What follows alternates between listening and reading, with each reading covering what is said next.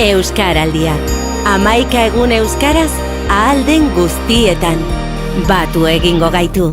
Euskeria sartu zidan aitxatamak, etxian, eta gero familiko guztiekin beti hitz egiten genuen euskeraz. Gaina, orainik ez da gizeartik, baina erderaz hasi nintzen ikasten, eta horrez geroztik jarraitu dut erderaz ikasten, ez?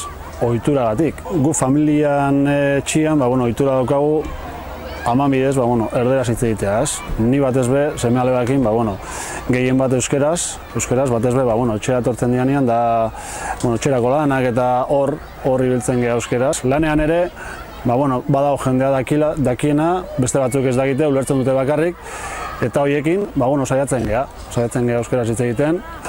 Ni saiatuko naiz hau bizi izaten, ez? Gustatzen zaiti ideia eta, aletxo hori ager jartzen dudan, eta saiatzen naizen, jende guztiari euskeraz, lehenengo hitza hori esaten, ez? Ohiturak aldatu egin behar dira, eta guk hasten bagara euskerarekin, eta beraiek bilurra edo lotxa hori kantzen badute,